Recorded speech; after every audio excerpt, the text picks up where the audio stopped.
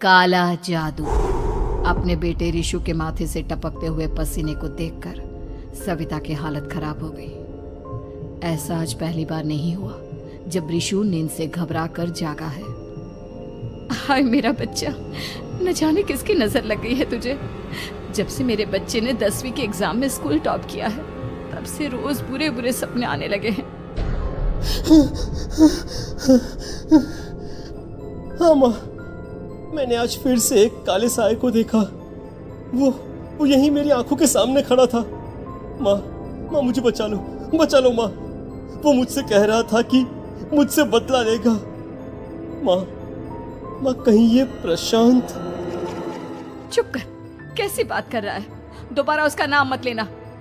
तुझे पता है ना, उस प्रशांत ने आत्महत्या कर ली। तो बार बार उसका नाम मत लिया कर।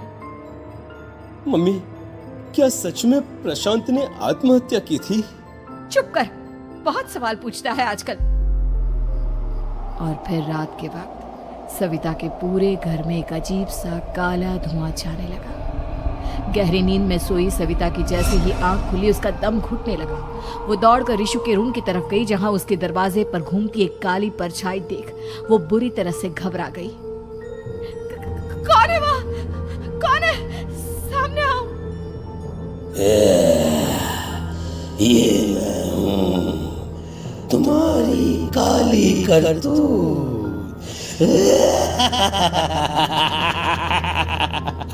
और अब मैं तुम्हारे बेटे को ले जाने आया हूँ। नहीं, मेरे बच्चे को छोड़ दो प्लीज। मेरे रिशु को कुछ मत करना। वो परछाई रिशु के कमरे में घुस जाती है। सविता भी उसके पीछे पीछे दौड़कर जाती है और देखती है कि अब वो साया साफ नजर आ रहा था।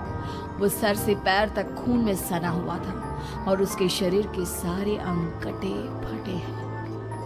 क्या चाहिए तुम्हें? तुम जो बोलोगे मैं करूंगी, लेकिन मेरे रिशु को छोड़ दो। उस परछाई ने रिशु को गर्दन से पकड़कर दीवार के सहारे हवा में उछाल दिया। रिशु जोर जोर से चिल्लाने लगा। माँ बचाओ मुझे, बचा लो माँ, ये मुझे मार डालेगा। माँ मुझे बचा लो माँ। नहीं ऐसा मत करो, मुझे मार दो लेकिन मेरे बच्चे को छोड़ दो। मैं तुम्हारे आगे हाथ जोड़ती हूँ। वो परछाई रिशु को जमीन पर गिरा देती है और अचानक वहां से गायब हो जाती है। रिशु, मेरा बच्चा, तू ठीक तो है ना? कुछ बोल बेटा, क्या हुआ है तुझे? मैं ठीक हूँ माँ। क्या हुआ था यहाँ पर? कुछ नहीं बेटा, कुछ नहीं। तू परेशान मत हो। हम कल ही गांव के बाहर जो तांत्रिक महाराज रहते हैं उनके पास चलेंगे। ठीक है माँ, हम जल्द ही उनके पास चलेंगे। मुझे बहुत डर लग रहा है माँ। ये बार बार मुझे डरावने सपने आना, ये सब हमारे साथ क्यों हो रहा है माँ? अगले दिन सविता अपने बेटे रिशु को लेकर गांव के बाहर तांत्रिक के पास जाती है।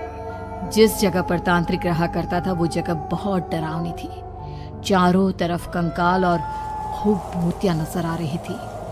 गांव से दूर वीराने में उस जगह पर जोर से आंधी चल रही थी। रिशु ने डर कर अपनी माँ का हाथ पकड़ लिया। माँ मुझे बहुत डर लग रहा है।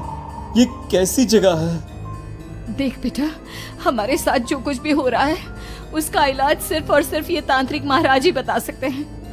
अब यही है जो हमें प्रॉब्लम से बाहर निकाल सकते हैं। जैसे ही सविता और रिशु तांत्रिक की झोपड़ी के अंदर पहुंचे, वहां का नजारा देखकर उनकी आंखें फटी की फटी रह गई। तांत्रिक की झोपड़ी के अंदर कई सारे लोग अपनी गर्दन घुमा घुमा कर जोर जोर से चीख रहे थे। कौन हो तुम और यहाँ क्यों आई हो? महाराज, मेरे बेटे को कुछ दिनों से एक डरावनी काली परछाई नजर आती है और कल रात उसने मेरे बेटे पर हमला भी कर दिया।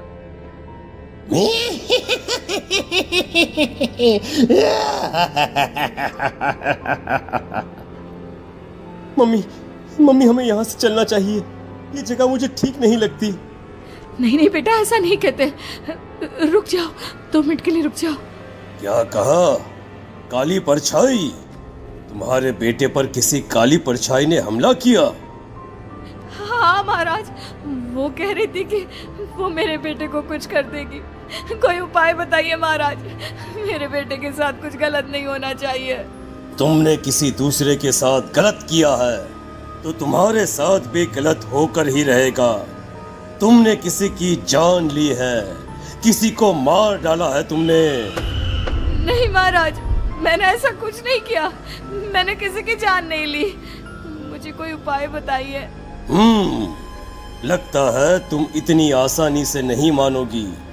मैं तुम्हें अभी उस काली परछाई से मिलवा देता हूँ और वही सारा सच तुम्हारे सामने लेकर आएगा। सविता और ऋषु ने डर के मारे अपनी आंखें बंद कर ली। तभी अचानक तांत्रिक की झोपड़ी में अजीबोगरीब आवाजें गूंजने लगी। सविता और ऋषु बुरी तरह से कांप रहे थे। आंखें खोलो और अपने सामने देखो। क्या यही है वो जिससे तुम कल रात को मिली थी? बताओ मुझे। हाँ, इसने कल रात मेरे बेटे के ऊपर हमला किया था। ये उसी लड़के की भटकती हुई आत्मा है जिसे कुछ दिन पहले तुमने मार डाला था। मम्मी, ये महाराज क्या कह रहे हैं? क्या सच में आपने किसी की जान ली है, किसी को मार डाला है? अगर हाँ तो बताइए ना मम्मी, किसको मारा है आपने? किसको? तुम्हारी माँ इतनी आसानी से सच नहीं बताएगी बेटा। इसने एक बच्चे की जान ली है। कहीं उसका नाम प्रशांत तो नहीं महाराज? वो मेरा दोस्त है, मेरा मतलब मेरा पड़ोसी है। सही पहचाना। देखा सविता, तुम्हारा खुद का बेटा भी जानता है कि तुमने किसी के प्राणों की बलि चढ़ा दी और इसीलिए अब उसकी बुरी आत्मा तुम्हारे घर में भटकती है। मुझे माफ कर दीजिए महाराज, मुझसे बहुत बड़ी गलती हो गई। प्रशांत हमारे पड़ोसी का बेटा था। हर बार उसके नंबर मेरे बेटे से ज्यादा आते थे और इसलिए मैंने उसके कमरे के बाहर काला जादू किया था, पर मुझे नहीं पता था कि वो मर जाएगा। तुम्हारे उसी काले जादू वाली गुड़िया के अंदर एक बुरी आत्मा थी जिसने उस बच्चे के दिमाग पर बुरा असर कर दिया और उसी की वजह से उस लड़के ने अपनी बालकनी से कूदकर आत्महत्या कर ली। इसकी वजह सिर्फ और सिर्फ तुम हो, तुम। नहीं महाराज, जो कुछ भी हुआ मुझे नहीं पता था कि प्रशांत अपनी जान दे देगा। प्रशांत की आत्मा इस वक्त तुम्हारे सामने खड़ी है, हमसे बात करना चाहती है। बोलो क्या कहना चाहते हो? मैं जीना चाहता था, बड़ा होकर कुछ बनना चाहता था। आपके बेटे से मुझे कोई परेशानी नहीं थी। अरे वो तो मेरा अच्छा दोस्त था। मुझे माफ कर दो बेटा, मुझसे बहुत बड़ी गलती हो गई, मुझे माफ कर दो। माफ करने से मुझे वापस जिंदगी नहीं मिल जाएगी। मेरे माँ बाप आज भी मेरे लिए रोते हैं। आपने मेरे साथ बहुत गलत किया है, बहुत गलत। और तभी अचानक प्रशांत की आत्मा वहां से गायब हो जाती है। सविता जोर जोर से रोने लगती है। सुन लिया तुमने? ये तुम्हारे अपने ही किए हुए पाप हैं जो इस तरह से तुम्हारे सामने आ रहे हैं। माँ, ये आपने अच्छा नहीं किया। सिर्फ 10th बोर्ड के एग्जाम में मैं टॉप कर पाऊं, इसलिए आपने मेरे दोस्त के ऊपर काला जादू कर दिया। नहीं मम्मी, नहीं, अब हम कभी खुश नहीं रह पाएंगे, कभी नहीं। मेरे दोस्त की आत्मा को कभी शांति नहीं मिलेगी मम्मी, कभी नहीं। लेकिन मैंने जो कुछ भी किया सिर्फ तुम्हारे लिए किया। वो लड़का हमेशा फर्स्ट पोजीशन पर आ जाता था और इस वजह से हमेशा तुम्हारे मार्क्स कम पड़ते थे। मैंने तो सिर्फ उस पर एक छोटा सा काला जादू किया था बेटा। मुझे क्या पता था कि उसका ये नतीजा निकलेगा। जिस गुड़िया को तुमने उस लड़के के कमरे के दरवाजे पर लगाया था, दरअसल उसके अंदर एक बुरी आत्मा का प्रवेश हो गया था, जैसा कि अक्सर काला जादू करते समय हो जाता है। मुझे अपनी गलती का एहसास हो गया है। मैं प्रायश्चित करना चाहती हूँ। आप बताइए मैं क्या करूँ? प्रशांत के घर जाकर उस काली गुड़िया को वहां से निकालकर यहाँ लेकर आओ।